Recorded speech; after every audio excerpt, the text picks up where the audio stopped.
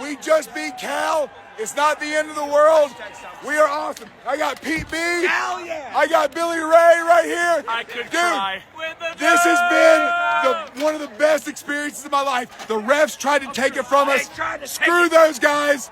We are awesome. The ACC Robert is corrupt. Irving. ACC The woke is agenda corrupt. is dead. The Virginia Calgorithm sucks. is dead. UVA sucks. Go Hokies. You got me. I got you. You got me. I got you. You got me. I got you. Wow, 5 o'clock on the dot. God, that was so great. Cal fans, Virginia Tech fans, ACC fans, friends, family, Hokies. Virginia Tech won a football game in double overtime, 42-34 over the Cal Golden Bears. It was epic. It was awesome. We haven't had a podcast where we've been this excited to record it in a long time, so please bear with us if we're a little helter-skelter and all over the place. Pat's wearing his Beat Cal pin. He's still in Blacksburg. I made it back to Charlotte yesterday. Have a little bit of a sore throat action going on today. Were you yelling? Were you yelling this weekend at the game, or was it tots after the game? Which it's which certainly got a combination of more both. It's certainly a combination of both. I was yelling at tots as well. We are the Sons of Saturday, and we are thrilled to be recording a Win podcast. Pat, how you doing, man? Good. I'm fired up. This was a lot of fun. This was an epic weekend. It was my first weekend in Blacksburg this fall. I spent a week here for the 4th of July. That was epic. I was at the Atlanta kickoff with South Carolina, but hadn't made it back to Blacksburg yet. First trip back, and it exceeded all expectations. Aaron's family came and stayed with us here. My parents just got this spot out at the those folks at Eagle Homes, the Preserve out here way down Price's Fork. And it was the first time kind of being hosted at the Hokie House, as we like to call it. And it was a perfect way to start and end an incredible weekend down here. Wow. All I have to say is that was awesome. Friday night lights in Lane. Never disappoints. I mean, really, you can't get any better than that weekend, No. Billy Ray. Super exciting. And I know you're doing well, too. Can we acknowledge the humble victor of the Sons of Saturday, the Virginia Tech representative of Calgorithm's Op of the Week?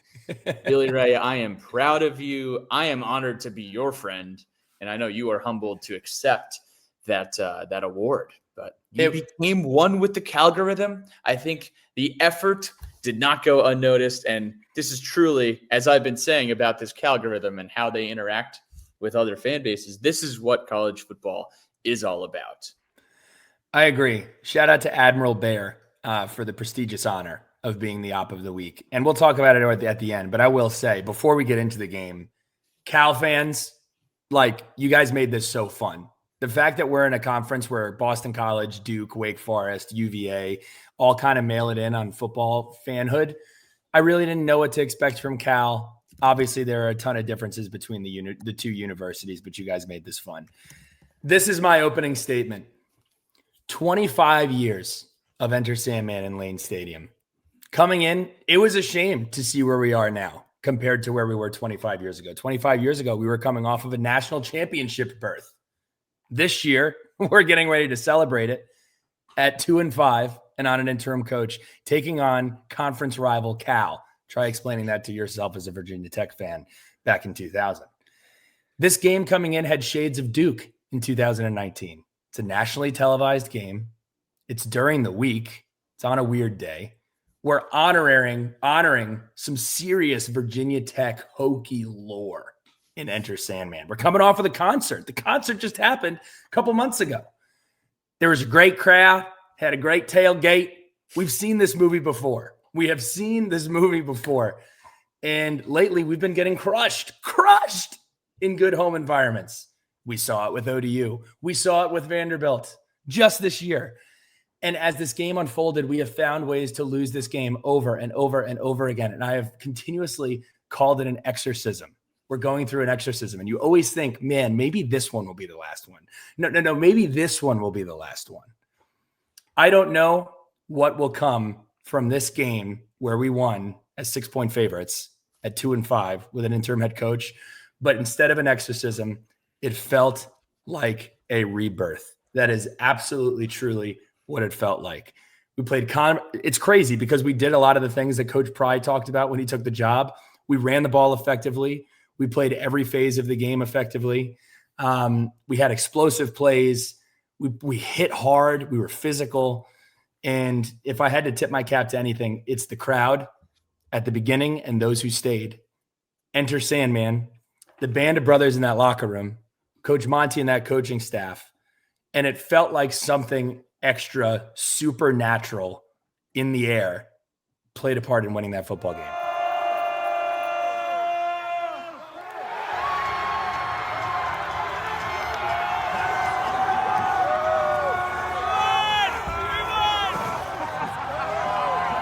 I mean, Pat, when was the last time you felt this euphoric after a win? Like, throw away the records, throw away like what the game meant in the grand scheme of like the future. Walking out of Lane Stadium, and we'll play them later, but walking out of the stadium, I haven't felt that way in a very, very long time. We were talking about Carolina 2019, the 6 overtimes. Carolina 2021, COVID game.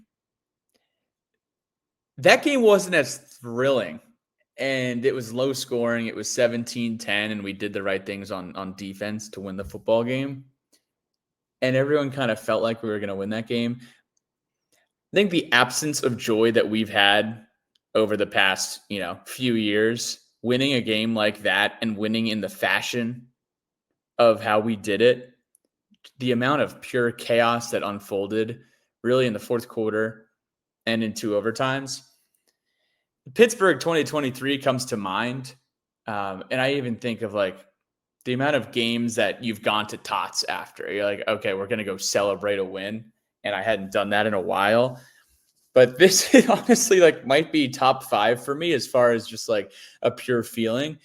And maybe it's because of just this situation and also, what the ACC officials tried to do to totally rip this game from our grasp. I've never seen anything like it, but also for the folks that stayed. Lane Stadium, you can be, they were probably 40 or 50% of people still there. And those are the people that are probably the loudest all 4 quarters anyway. The folks who left probably weren't the ones who are going to make an impact regardless. But you got to really tip your cap to just those folks that stayed who still made it loud despite the tons of empty bleachers. But I would say Carolina 2019. That's the short answer.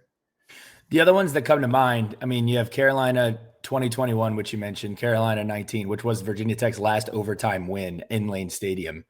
And then you had UVA in 2018, which was thrilling. And then you had Pittsburgh in 2017. The reason that I have Pittsburgh 2023 off of this is because you went through the full range of emotion. Like 2023 Pittsburgh, yeah, they pulled within, I guess, sort of striking distance at some point, but we really just came out and crushed them. And it was a party from beginning to end. There were multiple times in this football game where I'm like, oh, when we come out, we might win by 40. Oh, we're going to end up losing by 21 because it was the Vanderbilt game all over again. And then it was, oh, no, we're not going to lose by 21, but we are going to have our heart ripped out in unbelievable fashion here. Also, it's crazy to think that Coach Montgomery has won 2 one-score games in his interim season as the Virginia Tech head coach. It's unbelievable to wrap your head around. Gosh, what a party. What a ton of fun. Hokie Haikus here. I'm going to read 2, and I'm going to save the rest of them for the end. Got one from Zach. Coach Montgomery. Legend status cemented. Passion contagious. I don't know if you guys had the chance. We tweeted this out today to watch Coach Montgomery's comments that he made on the broadcast of the game. Completely on the verge of tears. And you could tell how much it means to him. And you could tell how much emotion he had just gone through. You think back to J.C. Price's speech to television after the UVA game. And obviously the situation is different. And Coach Montgomery didn't go to school here. But you could tell how much he cares, how much he loves these guys. And that was really special. I encourage you guys to watch that. And then from Jersey, Don, dude, my man. He texted me after the game, super fired up. Love this freaking team. Never know how we will play. I got you. Let's go. It is wild. You never know how we will play in terms of like what stupid things we'll do. But I will say this about this team. Ever since the ODU game, we may not be talented enough to win the game. We may be doing boneheaded things to try to lose the game, but I have never questioned how hard the team plays. And that's how you end up winning games like you did on Friday night. And don't get it twisted too. This is a 5-2 Cal team that walked into Virginia Tech and had some weird losses. That San Diego State loss was weird, but they beat Minnesota. They have a really talented freshman quarterback. And this is an impressive win. A extremely impressive win. Where do we watch? Where do we tailgate? Pat, what was your Friday looking like? Wrapped up work, and there's a Sons of Saturday flag behind me. It's right here. We're like getting ready to go to the tailgate, and Aaron's dad, Mr. Rafferty, we're like loading up the car, and he's like waving it around the living room. And he puts it in the front seat of his driver's side and puts it out the window. And the whole way to the German club, he had it like, so we're out on 460 and he has this thing out the window. It's massive. We pull up and it is perfect Blacksburg fall foliage. What you got on the ESPN, commercials, every single, set that thing down. Every fall, when you see the Virginia Tech commercials, you're like, all right, look at that football foliage, beautiful college colors, beautiful scenery. And it was that Virginia Tech commercial type afternoon. Tailgating was fantastic. We pulled up to the German club. We had the Bakers and the Uptons and the Whartons and everyone over there. Pete Fox, we missed you. Got to get together over there. But, the vibes were just perfect, hanging out with the Raffertys and, doing some Jack and Coke videos and then rolling on into the stadium, and the Section 5 crew was all out and about, and it was so fun being back in Blacksburg and back in Section 5 with everyone. Immaculate vibes, tailgating, 10 out of 10. Would highly recommend to a friend or a prospective fan.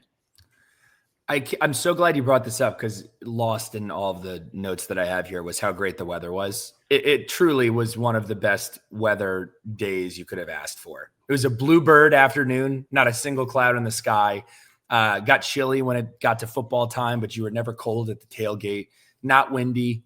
It was just picturesque. If you were a Cal fan and you made the trip, let us know how you spent your game day. But for me, it was Willie Kranick week. 7th game in 5 years. He's got a bad record. It's funny, when we were at the game, Mrs.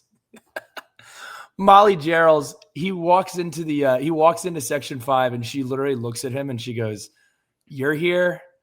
Oh, we're totally going to lose." And after the game, it was so funny because everybody was going up to him, people I've never met before. And they're like, "Willie, congratulations. The curse is broken. The curse is broken." So Willie comes to the game, and it's my buddy Patrick DeCrissi. He's in that friend group back from New Jersey. This was his first big college football game ever. We got an Airbnb with Pete B in Christiansburg. It was epic. It had 2 sets of queen-sized bunk beds, which was perfect. We were just crushing. And it was epic, man. It was such a good time. It was funny. At the end of the game, Patrick DeCrissi goes, "I'm good for a game a year. I'll be back here every year." And Willie's like, and then Patrick's going, "I'm in on the ground floor." And Willie's like, "If you're sitting on the ground floor, what am I in? On the basement? The 7th floor basement? If he's getting in on the ground floor here." So that was great. In terms of game day, campus walk in the morning, sponsored by Bojangles, sponsored by, we actually got Dietz Coffee, which was fantastic. We hit Sharky's, saw Ed Williams, Hunter Atherton, Robert Irby. Then we went to the German club. Then we went to Mayhewl's tailgate. Then we beat Cal. Then we went to Tots. And my night ended at Taco Bell, and I didn't walk into the Airbnb until 3:15 in the morning. So that's why I sound like this. Friday games. Can we talk about Friday games real quick? Town is much more manageable. You do not miss other football. And you get to leave when you want to leave. There's no reason to rush out of the house and have those Sunday morning scaries. Pat, would you be willing to sign a contract stating that you would give up 2 Saturday games to replace them with Friday games. Like you were like, Virginia Tech will play 2 Friday games every year. One in the beginning of the year, one at the end. What kind of Virginia Tech team is this? I think I would ask number one. It's like a decade. It's a decade agreement. It's a decade agreement. There's nothing like waking up. It's like a Friday wedding. Mm-hmm. It's like a Friday wedding. You wake up on Saturday and instead of getting out of town, having a little anxiety, you actually get to kind of hang out with everyone a little bit, get a full day if you want to. On the back of a win, I am the big proponent of the Friday night game. You get the standalone game. Oh, you took care of business last night. Watching games, you could do whatever you want on your Saturday. You don't even have to go watch games if you don't want to. If yesterday was a football day, if you want to do that fall activity, knock it off, the pumpkin patch or what have you, the apple picking, go ahead and do it. Well, you've already taken care of business. After a loss, it's kind of just like, oh no, we got to record a loss pod on Sunday. I mean, that doesn't matter. It doesn't matter what day the game is. And it's just lingering. Yeah, but it's lingering with you. You're like, we got to do this. Man, you put your notes in. You're like, I love the Friday game. I'm in. And you get the standalone ESPN game. So you are guaranteed one a night game. And two, it's going to be, on ESPN, ACC Network, what have you. It's going to look good on TV. As long as the fans are there, which we're going to have a conversation. Yeah. I will say at the beginning, walking into the stadium, I walked in with Logan Ross and my group, and she was like, "Oh no!" And I was like, "What?" And I was like, "We're about to go in the stadium." She's like, "Do you see that there's no line to get into the stadium?" And I was like, "I don't know. I don't know where you entered, but gate 3 was the 8th layer of hell." So okay, it was not easy. We went in by the Beamer statue, and my situation was there was no line. And in my head, I'm like, oh no, like, I hope this is not like a 60%, 70% situation. It was not. When kickoff happened, stands looked great. But we'll have an extended conversation about this later. What is your theme of the game? I think we've used this one before, but I think it is accurate. The game was just like, I don't know who they called, Pablo Chacon from We're the Millers. They called him up. This game was on drugs. It was, first of all, Virginia Tech goes up 10-0. Mm-hmm. Any game Virginia Tech goes up 10-0 during in this questionable era, throw out the records, like start from scratch. No, it's 0-0 because you don't know what's going to happen. And I tapped Mr. Rafferty on the shoulder like after Cal's first score and was like, hey, this could get ugly. Like they actually give them another touchdown and we're going to be in serious trouble. And, if they go up 3 scores, like it could get really ugly. That fourth quarter was absolutely absurd. And 2 overtimes and the way it all went down. I have seen some crazy football, but that was like just the chaos of the UVA 2018 game. Saw so much of that in this game, and whether it was the officiating, the special teams mishaps, it was on drugs. And I think the waving of the T-shirts from the shirtless Suns up there in the top right of the north end zone, those guys were the meme of the day. They were everything. They complemented what was happening on the field. And I think they elevated this game to another level that secretly they might have helped us get the win more than anyone else in the stadium. There are so many chapters and I was doing when I drive home, I do the phone calls. I call everybody and I have like the same conversation about the game on the way home.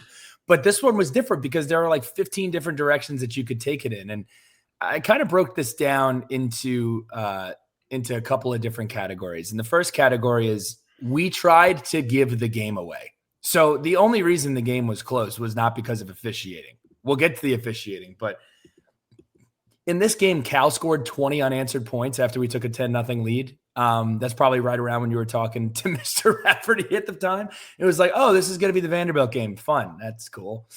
What else did we do? I'll brag on Kyron later because I thought Kyron played his absolute tail off. But it's 20-20 at the start of the fourth quarter. It's 2nd and 7 on their 22 with 14:28 left. And it was one of the worst interceptions I think he's thrown since he's been here. Now, After rewatching the play, it looks like he saw Takai Heath break open and that they were in man coverage, but they were not. They were in zone. And he threw it up, and it's the easiest interception of all time. So you go from a pretty guaranteed 3 points to giving them the ball back in their own red zone at the beginning of the fourth quarter. So that certainly is not ideal. Defense stepped up and forced a 3-and-out, though. So that's great. We also fielded the ball on the 1 yard line on a kickoff when it would have gone out of bounds. So you go from getting the ball on the 45 yard line to getting the ball on the 1 yard line. Hated that so much. The first play of overtime, we got absolutely torched. We had 2 high safeties, and Sagapulatelli just throws it right over the middle of the field. And you're like, I wrote in for one of these Cal articles, and I said, if Virginia Tech goes down any more than 10 points, the game's probably over. That held true. I also felt like when we get to overtime, it's like if we score once, like maybe go for 2, like we're not going to be able to trade blows here. So we did that. Then we also had some missed big plays. We dropped a touchdown. Isaiah Spencer in the third quarter. We got to catch that football. It was a great effort, but he's wide open and we dropped the ball. We missed a field goal, which never happens. John Love missed a 45-yarder, and Chase Meyer of Cal missed a 49-yarder. Those both occurred in the last 62 seconds of this football game. I thought did you think the Cal kick was good? Like, we were sitting there, and I literally had my arm around Willie because I knew I was going to be sad, but he was going to be devastated because it just is his fault. As soon as it came off his boot, I was like, this is good, and time's going to expire. And from our angle, we're sitting on the side, so it looked far enough, and I wasn't watching the students, which was probably my problem. Did you think it was good off of his leg? I honestly didn't even look at it. I was watching it. I was just watching the uprates, and just the whole time I was yelling college kickers, and thankfully that's what happened. It's a feeling you never really want to be on the other side of. No. But man, unbelievable. And then in 1st and 10 from the 14 in double overtime, of course, we jump off sides. I think it was Aiden Lynch jumped off sides. And then we talk about the great steal. Yes, there's been a lot of political jokes as over this Cal game. Most have thought it was funny. Some need to touch grass. But the times that they tried to take it from us, 20-27 on 3rd and goal with 2 minutes and 50 seconds left. This roughing the passer call. And because God writes the best jokes, of course, it was Ben Bell who has a teach tape tackle, an actual teach tape tackle. I cannot explain to you. If you're listening to this podcast, you've seen it. If you haven't seen it, go watch it. The game is over if this roughing the passer call doesn't happen. He tackles him with his head up. The ball comes out. It's a fumble. Tech probably recovers this ball. Even if it's incomplete, you're looking at 4th and goal. And in football, we always talk about how important it is for the next play mentality. Forget about it. Like, next play. I couldn't do it. I as the game went on for about 20 minutes of actual human being time, I was thinking about that call. They score, we get the ball back, we're going into overtime. I'm still thinking about that call. Without a doubt, the most upset and angry I have ever been with officiating while at a game. And the boos were raining down for the next 10, 15 minutes, very rightfully so. I cannot believe that happened. Not only does this roughing the passer happen, everyone's like, what did they call? Mm-hmm. We're freaking out. Everyone who's watching at home, texting about what's going on TV. Absolutely not a roughing the passer. Probably one of the better defensive plays we've made all season. And then for them, these 2 targeting calls that happen as well. I mean, which also, thankfully, had they stayed and not been picked up, would have been a difference in the game, both of them. And thankfully, both of them were justifiably overturned. But hold on. The first one was definitely not justifiably turned up. The first targeting call, in my opinion, is a total makeup call because our guy absolutely jumps and launches into his face. Like that one, I felt like the ACC actually was like, hey man, Billy and Pat are going to show up at our headquarters on Sunday if you don't overturn this call. So I will keep you honest there. The second one was definitely not targeting. But Matt Austin on the broadcast gets on there. He's like, I wish they called a personal foul. It's not targeting, but the hit was completely unnecessary. Hey, Matt Austin, maybe you should take up badminton. Maybe you should watch a different sport. And this is just overall on college football. Here's what I don't understand. Football is inherently a violent sport. When you sign up to play football in Pop Warner, Little League, high school, college, NFL, everybody understands this is a dangerous sport. This is not like playing chess. This is not like playing soccer. This is not like playing baseball. The violence is a part of the sport. And I understand that protecting players is important, but you cannot do that at the expense of the fabric of the sport. When I look at some of these roughing the passer calls, or I look at some of these unnecessary roughness calls, it comes across like you're penalizing a boxer for hitting an opponent who's woozy and has their hands down. Like it's removing the component of the sport that people watch it for. And it is the violence. It is the hard hits. It is the sacks. It is the tackles for losses. Like I hate the direction that we're going in, and I don't know necessarily how we fix it because I haven't seen it kind of get untwined before.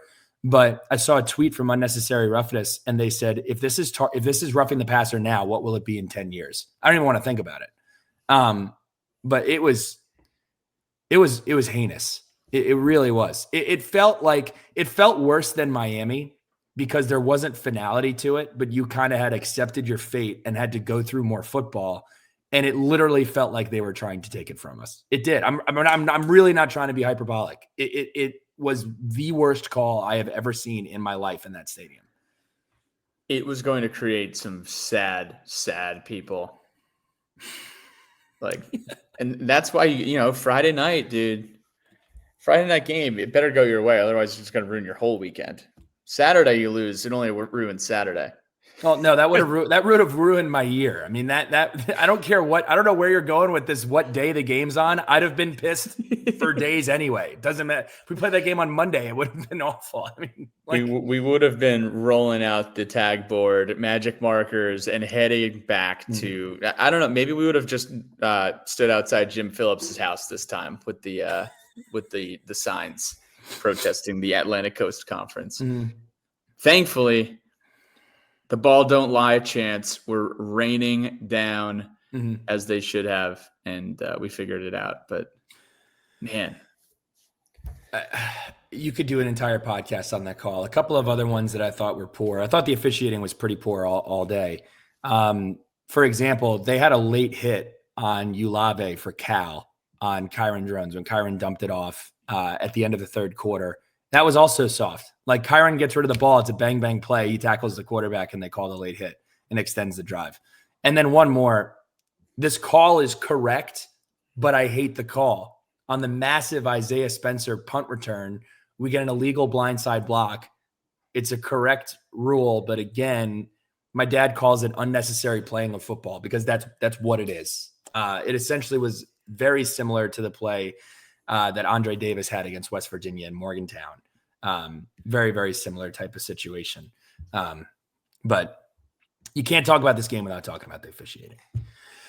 How fun was Sangapula to watch?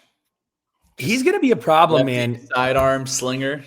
He's going to be a problem for this league. He's a very talented player. It was a very difficult environment, and he took some serious hits. Like, this was a violent football game. Now, it was flagged a lot, but he was constantly under duress. He finishes the game 24 of 39 for 286 yards, and he just keeps coming out, and making big play after big play after big play. He's one of those quarterbacks, Pat.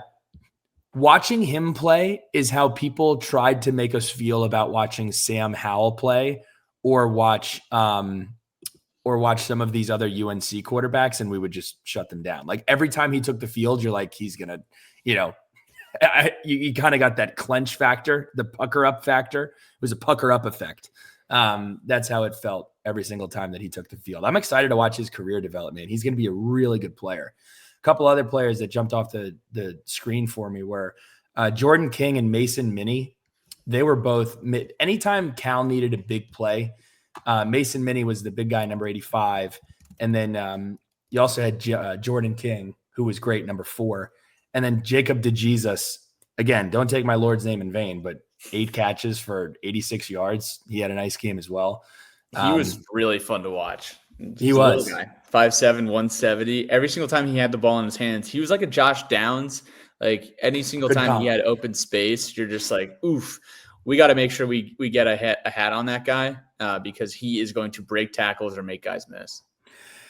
And then lastly, Cade Ulave, the guy who got the late hit, he had 19 tackles, 2 sacks, and 3 tackles for loss. That is a preposterous stat line from that young man. What a game. Is this the kid that came from Liberty?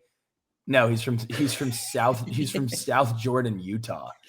Putting up some Rico Carney, Luke Kuechly numbers there. Yeah. Gosh, what a player, what a game. So shout out to those guys from Cal. I always try to weave in some Cal because we're not going to talk about them a lot, but we will tip our cap to some good performances, which we saw.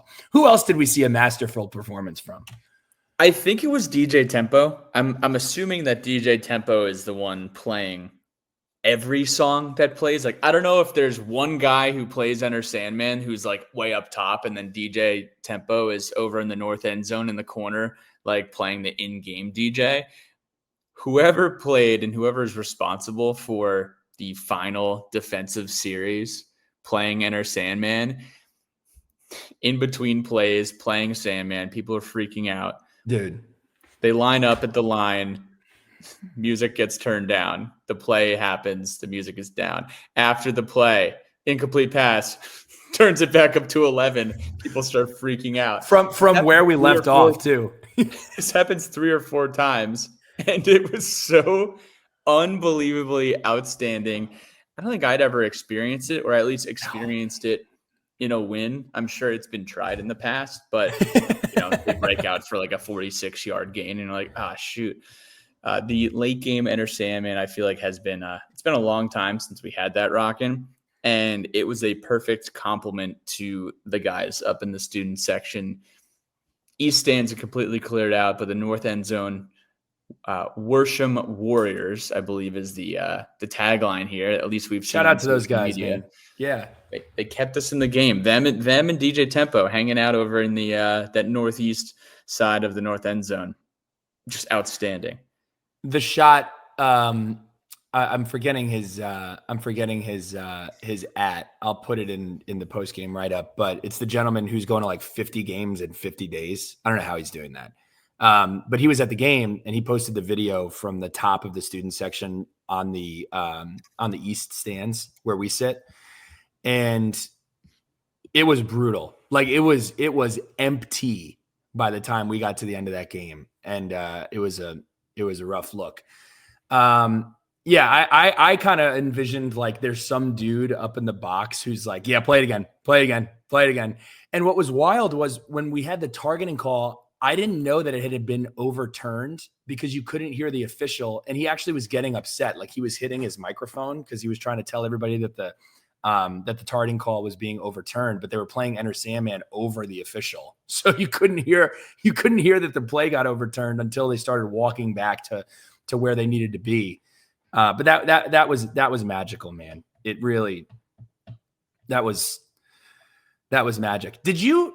I would not have supported this, but I wouldn't have been too mad because I feel like these students that were still there have been through a lot. Did you for a second think that people might run onto the field? For a second, I saw the Turkey guys had run on the field. I think some people did, but did you at all for a second think that was a possibility? Yeah, I was considering it myself. I was just like, what is this? Like I feel like when we won, people were kind of like looking around. It's like, all right, if somebody else does it, I'll do it. That's kind of where I was at. If like Willie Kranick jumped on the field, I would have jumped on the field. But the cop by me, I was packing my Grizzly wintergreen and I spit it on the field one too many times. And he goes, "Hey man, can you find a bottle or something?" So I didn't want any more beef with Officer McCluskey. or whoever it was. So, Yeah, but it no, did feel like one of those games where it was almost, but we did not need the Virginia Tech so down bad that they rushed the field after winning as 6-point favorites. Like we don't need that. Yeah, Not only did we win, we covered the game. Unbelievable. We were all, I had people calling me being like, is Tech going to win this game? I was like, I think we can win, but you definitely should take Cal +6. And they're like, all right, thanks. People were pissed when they texted me after the game. Speaking about the offense, I love this game. It's if you would have told me, and here are the if you would have told me. If you would have told me that 74 points were scored in this game, I'd say there's no way we won. Did we lose by 60? What happened? If you told me that Cal was going to be up by 10 points at one point during this game, I would tell you there's no way we're going to win this game. If you would have told me that we would be down 10 at halftime, I would tell you that there's no way we're going to win this game. Additionally, if you would tell me about some of the penalties that were called in this game, I would say there's no way we win this game. So again, I think why this game is so special in Hokie lore, and I'm with you. This is top. This is absolutely bona fide top 5 for me. It's just overcoming so many things that we never overcome, and that's what made it so special. The win probability meter was shifting back and forth, just like 2019 UVA or 2018 UVA, 2019 UNC. Both of those games went into overtime, but both those games had some late game fourth quarter craziness as well, or even second quarter craziness. Remember when Ryan Willis ran down and tackled, what was it, Bryce Hall? Yeah. Right before halftime. Just absolutely crazy. And I mean, I was fully ready to send it to Tots if we were going to go down 3 scores. Like it was one of those nights. Yeah. And thankfully we righted the ship. To your point, because I know there are some students here that might turn it off after hearing that. If you're down 3 scores, it's a wrap. But it's crazy that we've gotten to the point where you can go in at halftime of a game that's 20-10, a conference game, and there really isn't any other football on, and you're walking out of the stadium like that was tough. When Sam and Pete came over, I hadn't looked behind me yet, and they came over at halftime, and they were like, is anyone left? I'm like, what do you mean? He goes, we had to fight through a sea of 10,000 people leaving this game to get over to you because they sit over in the West stands. So that was wild. That was so wild. Here's another segment that I call, what? What happened? What? Here are some of the touchdowns in regulation that we had. 4 plays, 47 yards. That was a 27-yard pass to Aiden Green. Aiden Green needs to tell me what his celebration was. He did like this. I don't know what it was. We also had Mayhul on the field. I'm surprised he didn't get flagged for it, but I love that he brought the energy. We had a 4-play, 86-yard drive. That was a 44-yard pass to Takai Heath. I love Takai Heath, man. He played so well. And then a 9-play. Happy Halloween. I mean, we should have thrown some Heath bars out on the field after those Takai Heath touchdowns. I think we got to do that next week for Louisville if big things happen. And then the last touchdown in regulation, we had the 9-play, 64-yard drive that ended in a touchdown with a Drones 14-yard run. What a performance by this offense. Unreal. 476 total yards of offense. That's also in the we did what category. Mm-hmm. Running for over 300 yards. We did what? Kyron Drones only completed 9 passes. Doesn't matter. Still almost put up 500 yards. Still won the football game. 357 yards rushing, 6.2 yards per carry. I have to say this. Very impressive. Very impressive by the running backs. Cal, your rush defense is so trash. Like some of the efforts that you all gave on tackling was heinously embarrassing. I would go listen to Coach Wilcox's post-game presser. The media was kind of being mean to Coach Wilcox. And they were like, it looks like some of your guys let go of the runner after they wrap him up. Is that something you teach? I mean, what a just stupid question. Funny, but I would be pissed. I would probably, I don't know. I would be really angry if somebody asked me that. So Cal fans and the Cal media definitely had out their hammers and sickles at the end of this game. Let's talk about Kyron Drones. We have obviously, and I believe fairly, been critical of Kyron Drones at times. And Steven Adams wrote this question in. He put it in the letters to the Runs Trail. He said, regardless of the Drones performance, what has Pop Watson done to keep himself glued to the bench? I am not speaking to you directly, Steven Adams. I'm really speaking to everybody because I had this multiple times in Section 5. I had it multiple times waiting for beer in line. I had this.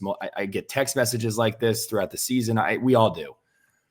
The constant drone is a funny word there, but the constant beating of the drum that Drones should be benched has to stop.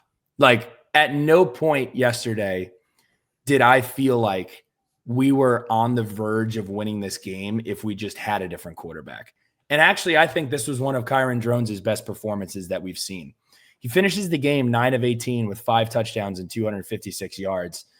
The interception was bad, but it's not really about Pop Watson. It's not really about who else is on the roster. Like, I truly believe when Coach Montgomery says that he gives us the best chance to win the game, he does. And I think we saw that against Cal.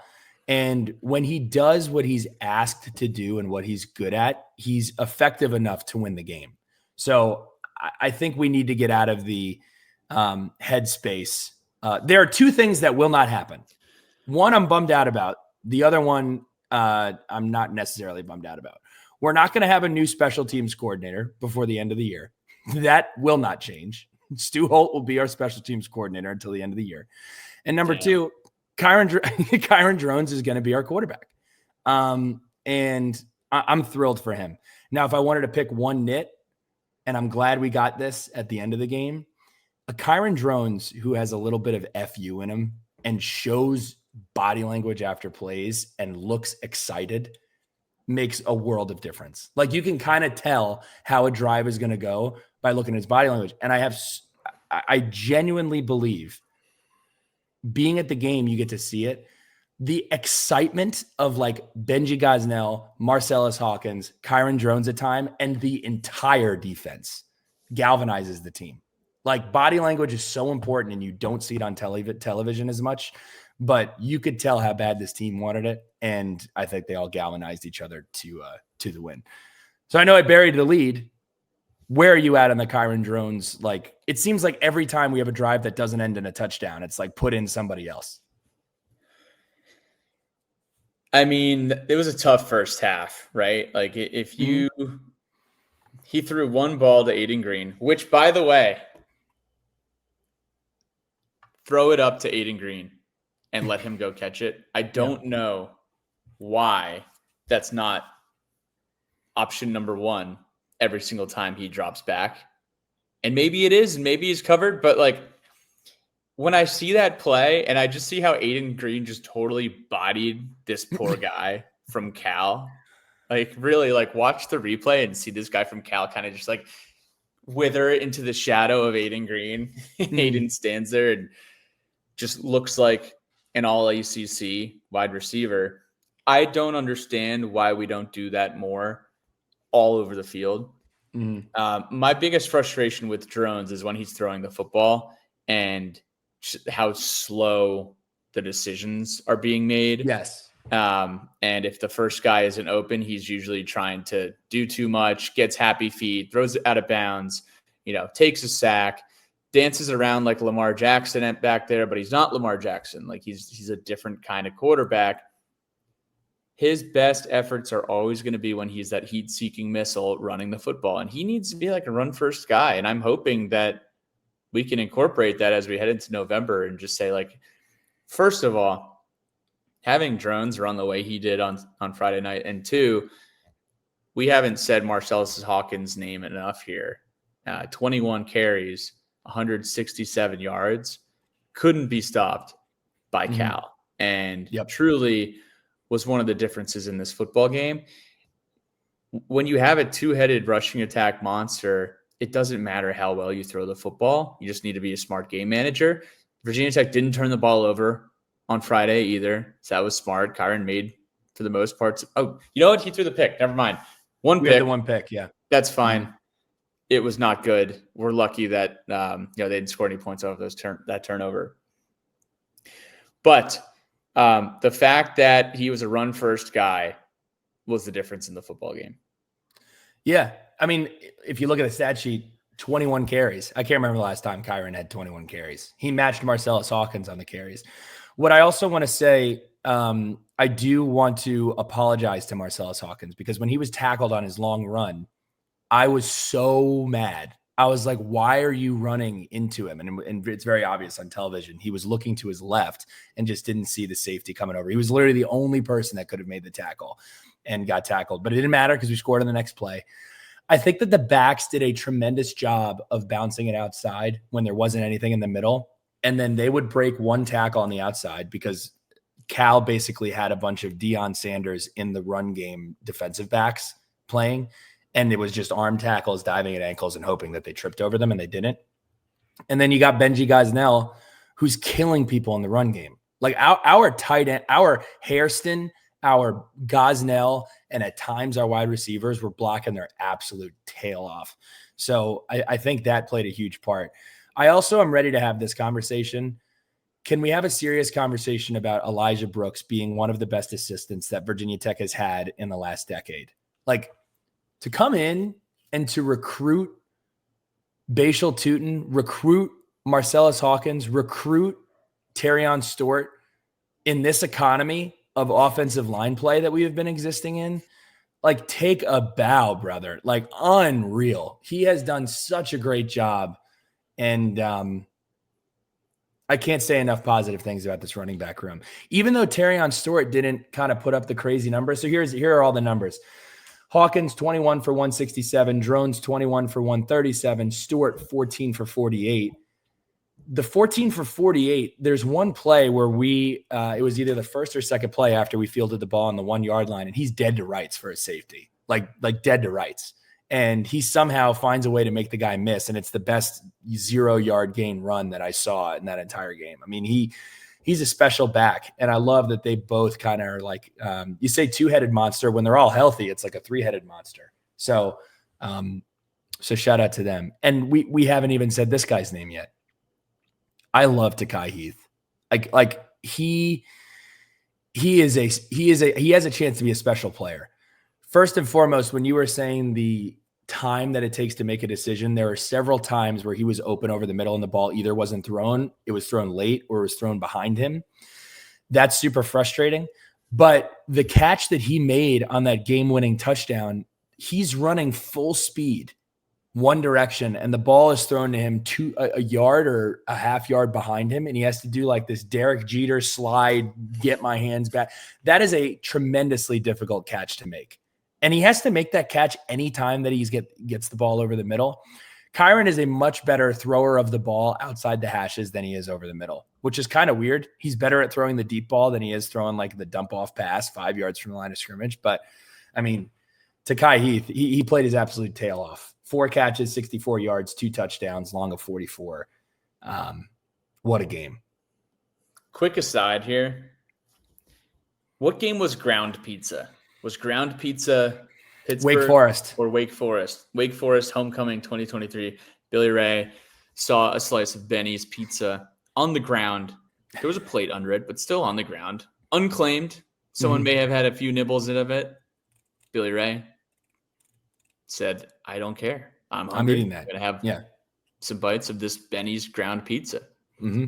The new bit that has entered the lore of Section 5 is the cover your kids' nostrils because it is getting stanky. I don't know what was happening, but early first quarter, toxic waste factory. Somebody, enchiladas, fajitas, ground beef. It was so bad, man. I promise it wasn't me, by the way. Compile all of the worst smells you could ever launch in a fart. That's what was happening. And we actually found out who it was after the game, but we won't tell. We know who it was now that the game's over. So my dad is like, I don't know who it is. Billy, my dad. Stop farting. Stop farting. Like, Oh no, your dad was super mad. He turned around to me and he was like, "Oh my God, what is that?"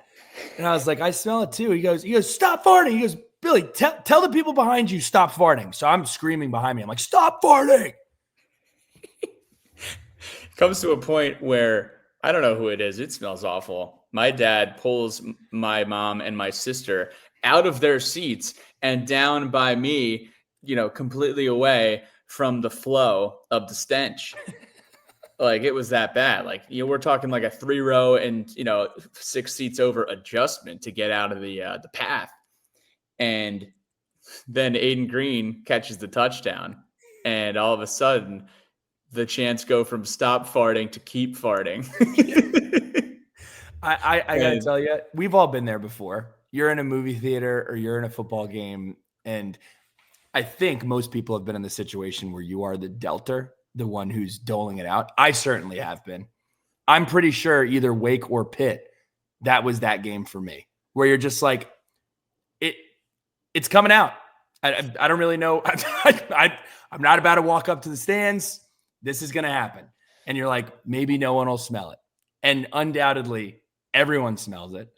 And here's my rule, though. I will always own it on the spot. If it's me, you know this about me, Pat. If it's me, Dream ownership. I will be like, I promise it was me. If it's not me, you know it's not going to be me. I didn't know we'd be talking about this today, but it was bad. If you've been in the stands before and someone has been ripping it, that's what happened at the game. And it was brutal. It was bad. But the keep farting chant was unbelievable. Talk about something that doesn't stink. Billy, how about our friends over at TechStream? We're going to jump into this ad for our boys at TechStream who I know are fired up about this game.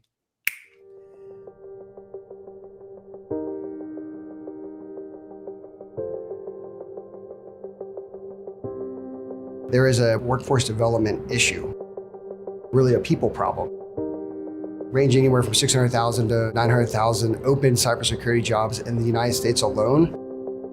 It doesn't matter how many grants you have, how much federal funding that you've been applied, people are just not there. We can't buy our way out of this problem. We approached the security problem a little bit differently. We centered on an investment model that allows our customers to build an asset in conjunction or collaboration with TechStream resources in order to provide a solution that lives with them. We're talking about the whole of state cybersecurity program. A state will select a technology generally outsourced to protect all agencies, municipalities, cities, and other institutions. But it's much broader than just the technology. We're talking about people, process, and technology, a 3-legged stool that has to work in conjunction with each other. And we think that that is more of a co-managed, collaborative effort and not just an outsourced model where we're going to force technology on you. We like to create a concept of build them here and keep them here. Workforce development problem is going to be solved by taking students inside of the higher education institutions, training them for 2 years, putting them out into the workforce at either the state or at private sector inside the same state. All right, let's flip it back over to the defense. Gosh, the defense was very, very Jekyll and Hyde. I didn't have this written down, but I did just think about it. Sam Cephas does some weird stuff. Like when we got to the end of the game, did you see where we bracketed the sideline at the end, where everybody was on the sideline? I was like watching it happen, and I was like, oh my God, I hope something doesn't go wrong here. We did have one play where they scored where we had 10 players on the field. That was a bit of a bummer. But other than that, I mean, we held them to their lowest rushing total on the year. Cal rushed the ball for only 39 yards. It's pretty funny. The West Coast folks leaned in to they leaned into what people thought about them on the internet, and they leaned into what people thought about them on the football field. They threw the ball really well and couldn't run it, and they played pretty porous defense. So absolutely crushed them in the run game. Had nothing going. What else did we see? There was some serious hitting going on in this game. Freshman Brennan Johnson said, "Meet me in the gap," and absolutely crushed the running back, forced a fumble, and they had an extremely lucky recover. Like the fumble went into the air like 5 or 6 feet because it hit off of a Cal player's helmet, and then they ended up falling on it. Cal also had trouble snapping the football all night. Here are two questions that I have with the defense. I'll actually save one of them for the end, but I thought that our defensive line rotations were much better and much tighter. We, over the last couple of games, Sam and Pete have been on this on Too Deep a lot, but I've been very puzzled and confused by our rotations with the defensive line. I thought it was great in this game, and it made a huge difference. You cannot talk about this football game without talking about Kelvin Gilliam and our guy, Kamari Copeland. Yep. Copeland was feasting. And so was Gilliam. Gilliam had 4 hurries. Kamari Copeland had 3 sacks for 34 yards. And there's nothing like getting that sack, getting that guy down in the backfield, and hearing the marching Virginians play their little, "We will rock you, we just sacked you." It's so much fun when Virginia Tech is sacking quarterbacks and you're singing along to the MVs. Kelvin Gilliam, a guy that you love to have on your line, but even a better guy to have in your locker room. And then Kamari Copeland, I'm just so happy for this guy. I know he'd been battling injuries. Big on the content. Always love the content from Mr. Copeland. But the fact that he absolutely went to battle and took care of business on Friday night was incredible. DBs played well as well. We saw some guys all over the field. Little boom and bust. The booms were great. The IBM game winner was awesome. Tyson Flowers had like this. If Tyson Flowers ends up playing at the next level, it'll be on his draft tape. Got to the wide receiver as soon as the ball got there, popped it out. They have been. I'm trying to think of a unit that reminds me of this, and I can't really think of one right now. But they're frustrating because you never really know what you're going to get. We've complained a little bit, rightfully so, about the lack of interceptions that we've had, but in some cases they're really good, and in some cases they're not really good. So that's certainly been frustrating for sure. Flipping it over to special teams, we did get a punt blocked because it wouldn't be a Virginia Tech game without a really disappointing play on our special teams. The play before that, I don't know if you guys noticed this, but the play before they blocked the punt, we had a false start. But if you look, Cal appeared to be trying to run a very similar punt fake out return that we saw against Georgia Tech. So good job by their scouting team. One of the guys up on the line started sprinting backwards right before the snap. So I imagine they were probably going to do something similar to what we saw against Georgia Tech. We already talked about fielding the kickoff on the 1. We saw a doink.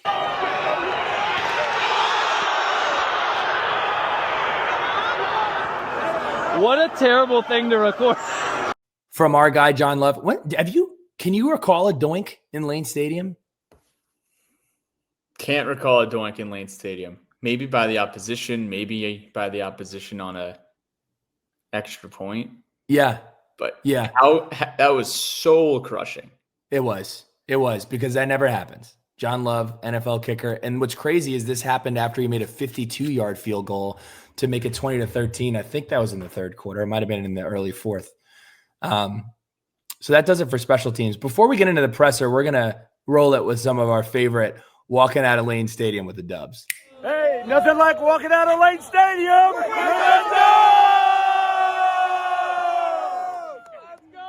Today's podcast might be a little rough. And I don't want to take away from what Billy and Pat do. But I want to tell you something. Because I'll tell you what. Tell me what. There's nothing quite like walking out of Lane Stadium in Blacksburg, Virginia.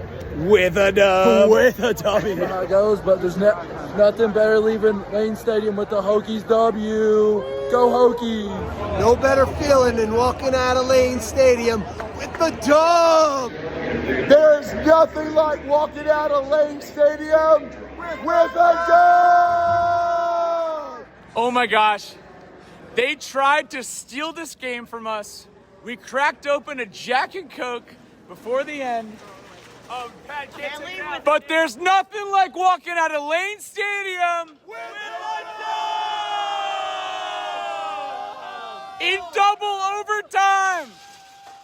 So we got to tell a story. We're walking out and doing our last one that you just saw of walking out of Lane Stadium with a dub. And if you listen really hard, Pat is so fired up to do this. so fired up that you filmed it like the Zapruder film. I mean, it was tough. Actually, the Zapruder film was way better in terms of the actual camera work. You just completely missed the subject of the video. But the lady working the door was like, "Excuse me, you can't walk out with that. Excuse me," and you're just like, "With the dove."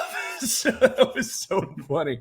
I do want to mention this on stadium security. I know their job is hard. I walked through the metal detector getting into the stadium, and it rang like 3 times. So I'm like, "What would you like me to do?" And the lady goes, "Do you have keys?" I said, "Yes." And she goes, "That's probably what it is. You're good." So doesn't make me feel great about the security. No check, just like, "Do you have keys?" "All right, yeah, you're good. Go ahead." I was like, "All right." So maybe we got to tighten that up in Lane Stadium. We got to do a little better with security. Let's talk about these pressers. Again, Monty coming off the field on the verge of tears, man. That was special stuff. That was special. And I can't wait for the video that's going to come out tonight. I think Jamal Simmons is working on it tonight. I can't wait. I can't wait to see it. Forgot about win videos. That's so exciting. Hand was a little shaky on the leaving lane video, I will say. I haven't gotten enough practice this season. Nothing like walking out of Sharkies with a full belly. That was me yesterday. I think we got to start get it trending other than lane, just so we could keep it rolling and getting those reps in when we're not winning games at home. What an outstanding interview presser from Monty. Got some more locker room content out of him, which is tremendous.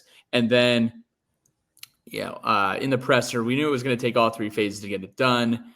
Our guys battled in the second half, continued to fight. They were resilient all game long. Just couldn't be more proud of our football team and our coaching staff with the way they've unwelded together and stayed together. Hard not to love this guy. No, hard not to root for this guy. Doing it in high pressure situations with a skeleton crew, making it happen and keeping these guys together. It's brilliant. It's so funny, Pat. Remember when I told everybody, like, let's not overreact to like any win? And Coach Montgomery I'm going to come out and say he's not going to be our next coach. But it's funny how we went from NC State game, hire him, to then Wake Forest, fire him in the middle of the season, to now maybe we should hire him again. But here's what I will say. Coach Montgomery absolutely, without a doubt, deserves to be a head coach somewhere. And who knows, with this cycle, it could be a Power 4 job, but at a minimum, like if I'm USF or I'm Memphis or I'm JMU and I'm having to replace my coach, I'm looking at Phil Montgomery. I really am. What he's been able to do in keeping this locker room together and win games with the skeleton crew has been tremendous. And I think the kids deserve a lot of credit for that too. 2 unanswerable questions that I have. We already addressed one. What changed? Why did we have the different defensive line rotations that we saw? My other question is Caleb Woodson. I don't really understand the rotation. I don't really understand his involvement. I don't. He's pretty clearly our best linebacker in terms of just like raw talent and raw ability. I don't know what's going on. If he can play, I would like to see him play. If he wants to play, I would like to see him play. So again, I have no idea what's going on, but I do think that it's odd that he's in sometimes, not in other times. It actually kind of looks a lot like how we handled our running backs early on in the year. It's like, he's clearly really good. Why aren't we giving him the ball? And with Caleb Woodson, but it's hard to gauge because again, they talked about this on the broadcast, the whole and I'm not talking about Caleb. I'm talking about just college football in general. Caleb obviously is dressing up and going in the game. But the fact that kids are making a decision on whether they want to be in a game or if they're, going to participate on a team, like, we got to fix this. And it's so weird because the problems that college football has still exist. And going through this offseason sucked because of all of the garbage that was associated with college football. But the games are still awesome. I'll say that. Josh Pate always says, he goes, as long as the games are still good on Saturday, people will tune in. And that's been true because I hated this offseason, not because of Virginia Tech, but because of the corporate suits that try to ruin our game. And now we just have the zebras that are trying to ruin our game. Where do we go? Where do we go from here? Friday night is an encapsulation. I had Saturday written in my notes. Friday night is an encapsulation of why you make the sacrifice to go to games, why you drive, why you fly, why you pay money, why you get the overpriced Airbnb.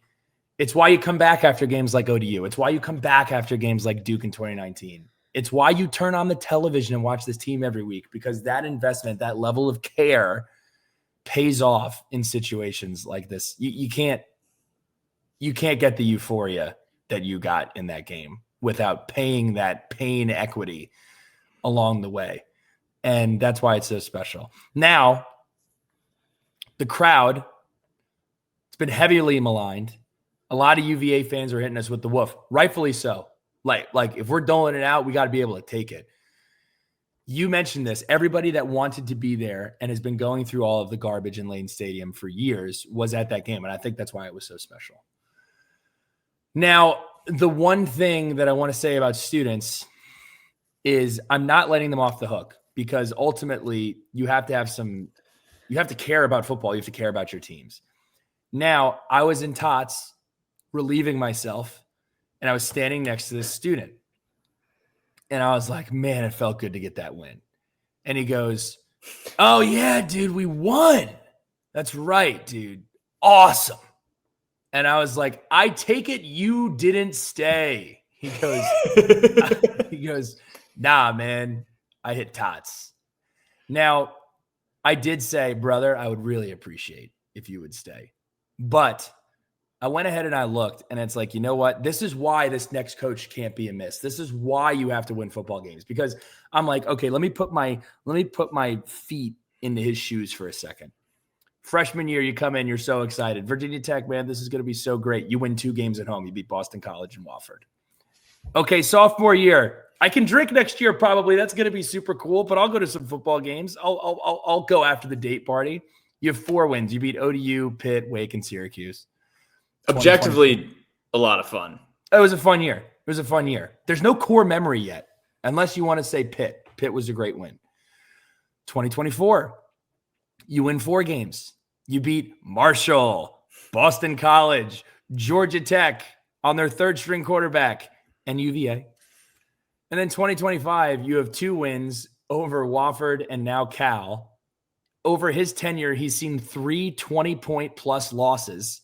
He's watched this football team lose at home to Vanderbilt, Rutgers, ODU, and Purdue. Oh, by the way, when he goes to the bar, he's seen us lose to Marshall, ODU. Like, it goes on and on. So we have to be better. At the same standpoint, I do feel really bad. I had another engagement with another senior in line waiting to get into Tots before I was like, I have $20. I'm going to cut this line. And I asked him, I was like, what year are you? And he goes, senior. And I said, I really wish our football team would have been better for your tenure. I felt bad because his face after that was like I kicked him in the balls. But that's true. That is such a bummer. And that's why this is so important to the fabric of the school. And if the longer that this goes on, the more you will see that. Yes, students leave games across the country at a higher rate now because of phones and TikTok and all that garbage. But if you're better and you give them a product they're excited to watch, they will stay. With that said, what are your thoughts? It sucks because it's 2 completely different types of perspectives. You have your guys who were in college in 2005 and 2010, and their quarterbacks were last name Vic or Tyrod Taylor, and you saw usually they would go undefeated in conference play at home, or they beat A&M or LSU or Miami or Florida State at home. And it's looking at this list of home wins over the last 4 years, the biggest win or the best team that was defeated was Georgia Tech. It's Georgia Tech with their backup quarterback. And the one core, like if you want to say this was a core memory, it was last night and it was Pitt. And that Pitt team sucked. That Pitt team was awful. The best team that we beat on this list right now, if you're including who was hurt, was Cal. Cal's the best win that if you're a freshman you have seen in Lane Stadium. Now, it was fun, but none of these games mean anything. Damn. I don't think any of these teams went to bowl games. And that Georgia Tech team, you just don't even want to count that win because they didn't have Haynes King. We've said that so many times on this podcast. We've only beat one team at home, or two teams at home twice. Boston College and Wofford. Yeah. So yeah, I feel for those seniors. I hope they look at this Louisville game and this Miami game, two top 20 teams coming into town, as an opportunity for another banner. But yeah, we're probably turning the page to 2026 to be realistic here on wins at home, if we're being real. No, 100%. And I would also say too, some of it has to do with the fact that you don't have good opponents coming into Lane Stadium. Like we've talked about this a million times, but the fact that there's no Ohio State, LSU, Oregon, like really compelling, like, oh my gosh, this other team's really good. That's what got me going to the basketball games when our basketball team was not good yet. I wanted to go see Jason Tatum play for Duke. I wanted to go watch North Carolina. I wanted to go watch UVA. Like when you have compelling matchups come in, you'll go watch just for the sake of, I got to see so-and-so play, no matter how good your team is. With Virginia Tech, it's like, okay, my team is bad. We usually lose when I go to the game. By the way, we're playing a team that is not competing really for anything. So, and if you're a senior, your freshman year, you didn't even play the UVA game because the UVA game got canceled this freshman year. So you've only beat UVA once at home. So you missed out on a core memory because we beat you every single time you come to Lane Stadium. I digress. Let's talk about the Calgorithm real quick. I don't know if we wanted to do a dedicated segment, but just wanted to tip our caps to the Cal fans again. I have two tweets that I want to read from Doc Seuss 84, Seuss Go Bears, and Admiral Bear. Good game, Hokies. Your Twitter fan base has been one of the best all year. Thankfully, Cal football killed my soul years ago, so I'm already over it. Good luck the rest of the season, and if you're even on the fence about flying out next year, make the trip. We'd love to have you. And then Admiral Bear, who is like the king of the Calgorithm, maybe one of the honorary kings, hashtag no kings. Admiral Bear says, nice. Oh no, because this was the so there was a well done Hokies, nicely played in the bookstore. It says, Hokies, we've got your gear. And it's all these pictures of Hokie gear. And then it says, Cal fans, ... we have textbooks. Yes, dude. I saw that walking around Blacksburg. That was funny. And Admiral Bear quote tweets it and says, nice. Had a great time with the Vatech fans. You guys get it. Glad to be in the conference with you. Hope to see a lot of you in Berkeley next year. I, for one, I know you said this earlier, it is circled on the calendar right when the schedule is coming out. We actually have a very, very eclectic road schedule next year. I think we go to Death Valley, we go to College Park, we go to Berkeley. It's going to a lot of mileage and a lot of miles on the American Airlines and Delta or whatever you fly. But Cal is very high on the list. Make a little Sonoma, Napa. California's got a lot to offer. We've talked about should this. we do that? Folks who went to Stanford last year. Like I know all the Stanford people had a freaking blast out there. So should that be what we do as our event next year? Should our event be like a wine tour? Should we do that? I think that'd be cool. I mean, as our road trip takeaway. I know if you guys like that idea, throw it in the comments. I know like the SF Hokies, Palo Alto Hokies, like you guys have a strong contingent out there. Silicon Valley Hokies. If you got recommendations, ideas, drop them below in the YouTube. If you don't have any ideas, but you're still fired up about this game, Billy, any emojis so far that we should throw in here? No, I would ask you if you're a Cal fan and you attended the game, let us know how your experience was. I really enjoyed every Cal fan that I met. There was one from North Dakota at Tots. It was the first Cal fan that I met who went to Tots, and I was like, you should get a rail. And she had a group of like six older dudes with her. And I was like, get a rail. So she ordered 6 rails. And then I watched them take one sip, and they all left them on the table. That was kind of soft. She was not happy. She was like, you should Venmo me $70. I'm like, you should grow up.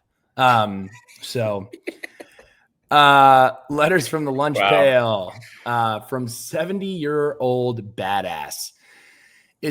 Shout out to him, man. Mike Locks, class of 2017, marching Virginia, and my guy Mike. Let's go. Is this Tech's last one of the year? Louisville and Miami at home, FSU and UVA on the road. Do we steal 1 or 2 remaining in this season to play spoiler for anyone? What adjustments need to be made to pull off another win? I don't know about you, 70-year-old badass, but after watching last night, we're the best 3-5 team in the country. So I wouldn't want us to have us on the schedule. But no, in the real, Pat, what is your expectation? I think we're going to win another game. I do. Mm-hmm. I think Florida State and I think UVA. I mean, the 2 games that we go on the road, like you saw these guys go on the road at NC State. And I don't think UVA, who lost to NC State, and Florida State, who is respectfully ass. Like Virginia Tech can go and compete in both of those football games. I think those games are a lot less scary than they were, 2-3 weeks ago. I think Virginia, which is going to be a thriller in Charlottesville, that might be UVA might be favored by 3. I'd say it might be a push on a neutral field. I really like this Virginia team this year. I think they're good. I think they find ways to win. I also think the jig's going to get up at some point here over the next few weeks. I think might be next week. They play Cal. Exactly. They got to go out. They go out to Berkeley, don't they? Mm-hmm. Yeah. That one's not at home. So I don't have the FBS schedules. I should pull it up, the fan rankings or whatever with the percentages. But I also think like Miami and Louisville are both not. They're not like a Clemson-led team that came in last year that was just the best team in the conference, right? Like Miami isn't the Miami we thought they were a few weeks ago either. And then Louisville has lost to Virginia. Like it's not going to be easy at all, but I don't look at this and say, oh yeah, 0-4. What do you think?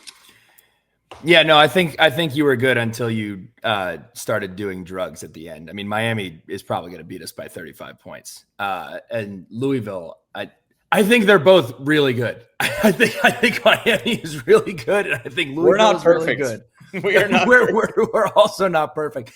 But here's what I'll say: I do agree. I think we win one more game. I don't know if it's going to be Florida State. I don't know if it's going to be Virginia, but I do think this team wins one more game. Florida State could be on an interim at that point. UVA tried really hard to lose to UNC this past week. So, look, I certainly think one more win is possible. I mean, we won 2 one-score games this year, so literally anything is possible. I mean, that game was on drugs, and you just told me I was on drugs. So something's got to give in November. Okay, we're going to get into Sharky shout-outs here before winding it down. And you can list this part. Check out our description. We'll put all of the Hokie Haikus in there for you. I have 2 stories that I want to share from my night in Blacksburg. And I want to say this. Hokies respect is something that's important to me.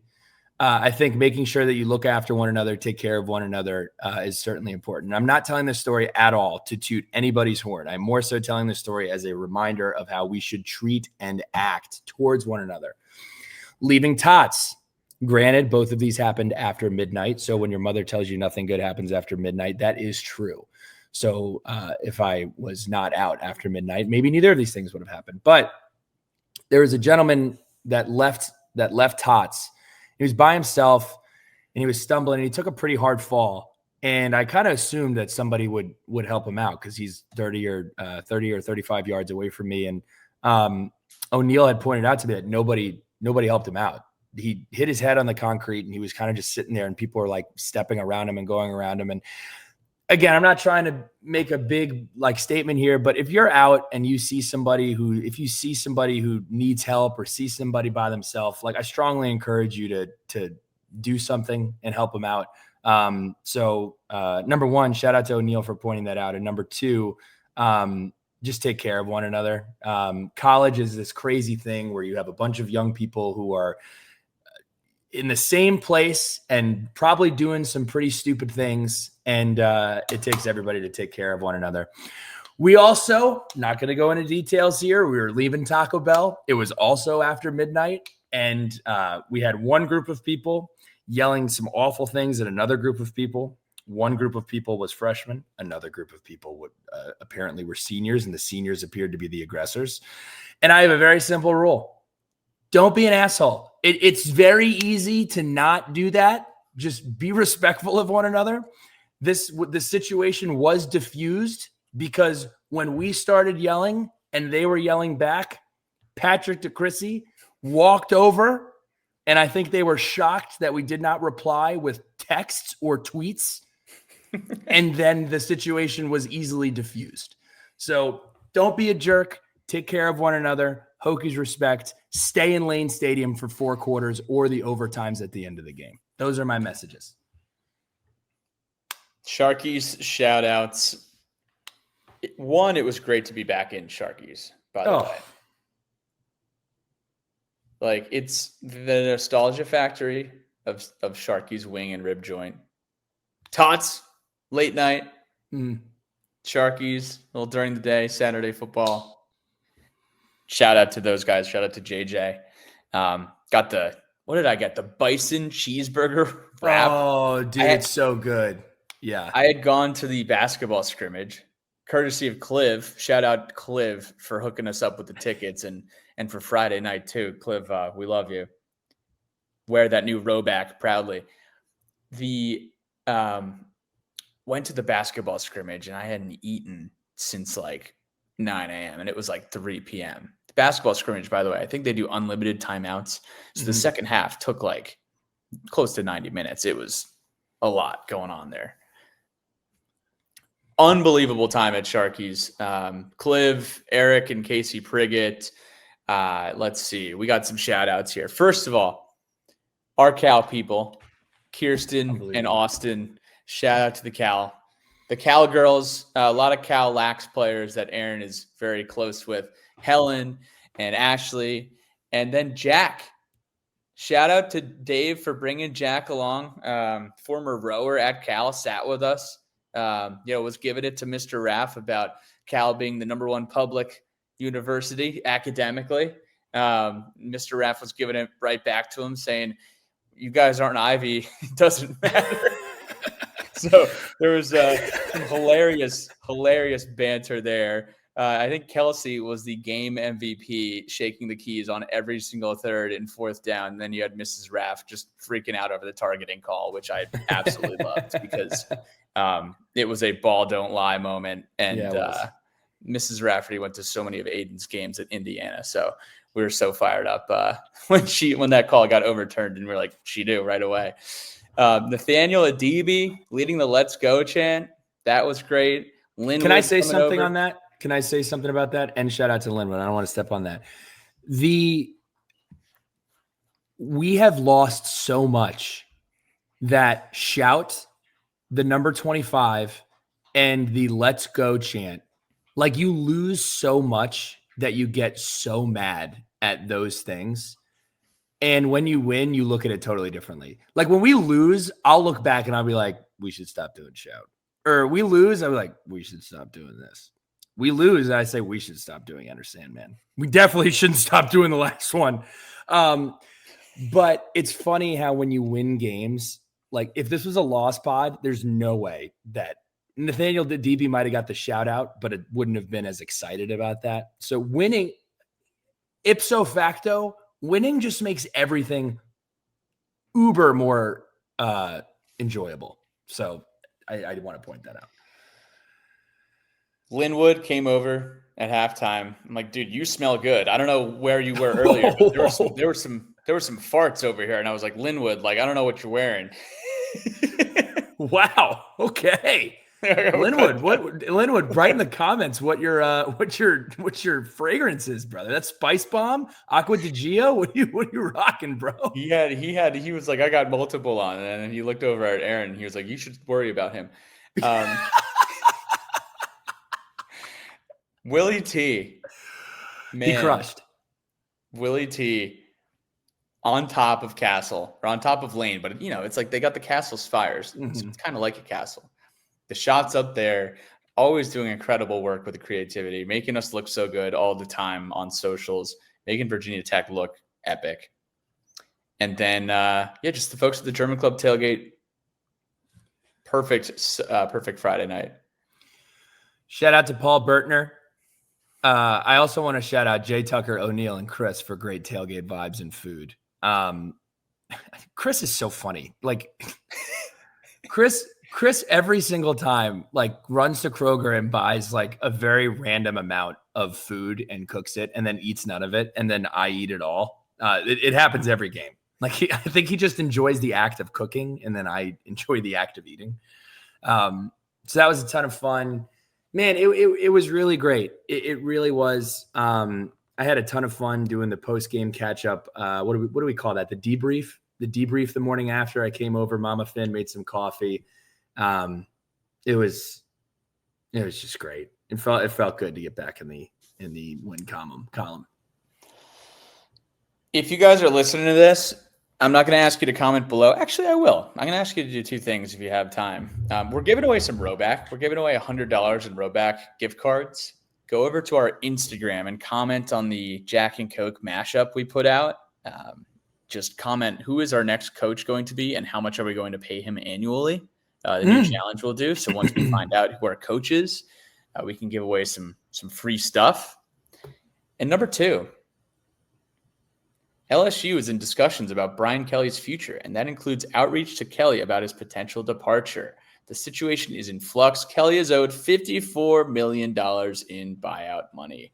Wow. That's big. LSU got decimated last night home at night, which never happens. Mike Elko is serious, and A&M is looking unbelievable. You got A&M, you got Indiana, you got Ohio State. Where's Georgia Tech? Georgia Tech also undefeated, but not on the level of these guys right now. I mean, Indiana went in and won by 50, hosting UCLA. Ohio State continues to do Ohio State things. You know who else is undefeated? Mike Elko team is awesome. You know who else is undefeated? Yeah, who am I forgetting? The Navy midshipmen who play North Texas this week. I mean, dude, they very well could make the playoff. They play North Texas this week, and then they have they play Memphis and South Florida back-to-back. So I got to tell you, Coach Newberry's been doing a good job. I think my brother has texted me Blake Horvath for Heisman every week, every Saturday for the last 7 weeks. So that was fun. We haven't had a podcast that fun in a while. We haven't had a game that fun in a long time. If you're still sticking around with us, comment in the description a guitar emoji to celebrate 25 years of Metallica in Lane Stadium. Thank you to those who stayed. To those who didn't, we encourage you to do so moving forward. Please please subscribe. It does help us tremendously. Check out the comments for our Hokie Haikus and ability to join our newsletter and also join the Section 5 Club.